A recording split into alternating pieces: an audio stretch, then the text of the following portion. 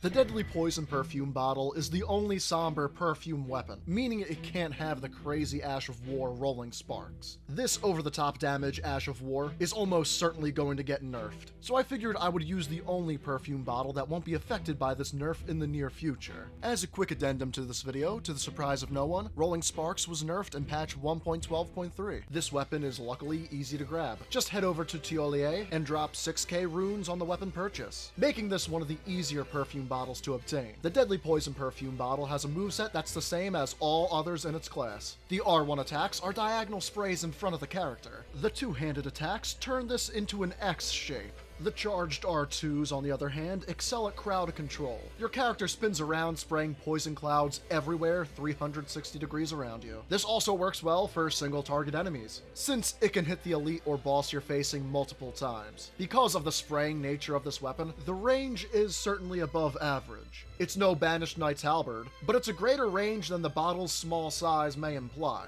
The poison it inflicts with the moveset is not typical poison, but deadly poison. This poison does more damage per second, but has reduced duration, which will end up doing less damage overall, but we can use this to our advantage. The Ash of War is nothing too crazy. Deadly Poison Spray coats the area around you in deadly poison. The catch is that it inflicts deadly poison on yourself also, but we can turn this into a positive, and give ourselves stat boosting equipment that activates when poison procs on yourself or a nearby enemy. Unfortunately for the Ash of War, I did not find it useful at all. We can just give our enemy poison by attacking normally, as we can get well over 100 poison buildup per hit, so self-inflicting deadly poison to get that attack buff is situational at best. This weapon scales off both dexterity and arcane for its attack rating. At plus 10, both reach a C scaling. You'll do well to spread points mostly evenly between the two stats. In my build, I did lean a little bit towards arcane, as arcane will scale up the poison buildup of your attacks. At the 51 arcane I ran with, I got a whole 104 poison buildup per attack.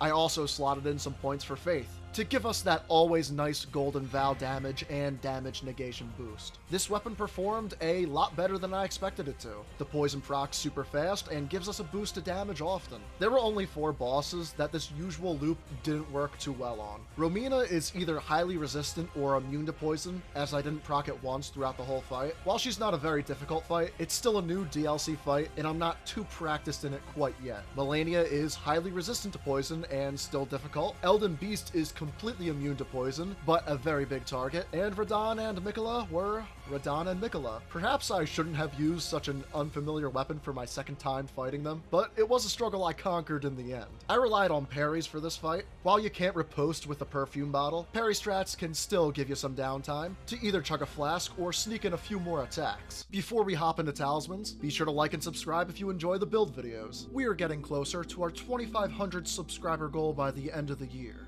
There are a couple talismans and other equipment we can use to enhance this build. The Kindred of Rot's Exaltation will give us a damage boost every time we proc the deadly poison. Because the deadly poison has a shorter duration, we can inflict it often and keep that damage boost active more. The Mushroom Crown works the same way. While I don't like the way this armor piece looks, the utility it provided, along with the protection of the scaled armor, was very necessary for my second playthrough of the DLC. We can also use Poison Hand, which has the same effect. We can grab this item from Bellarat, keeping it in our offhand to get that damage boost. And I totally didn't forget to grab it for my entire playthrough. There is one talisman that is the most important. The Perfumer's Talisman gives us a flat buff to our damage by 20%. This, strangely, is not reflected on the stat screen, but in practice, the damage definitely increases. The 2 other talismans I had were Dragon Crest Great Shield for damage negation, and Two-Headed Turtle Talisman for better stamina regen. For our stats, we had 60 Vigor, 15 Mind, 35 Endurance to wear that heavy armor, 42 Dexterity, 25 Faith, and 51 Arcane. This was a level 170 build instead of a 150 build, since this character has been using a lot of new DLC weapons. If you're building an RL 150 character instead, just take away equal parts from Dexterity and Arcane in order to keep Golden Vow and your defenses up to par. The Deadly Poison Perfume bottle is a strange weapon. While it clearly isn't the best in the game, it is easily one of the most unique. If you want to try out a perfume weapon without the hilariously OP Rolling Sparks, or you're looking for a new source of that rare status effect deadly poison, the Deadly Poison Perfume may be perfect for your next build.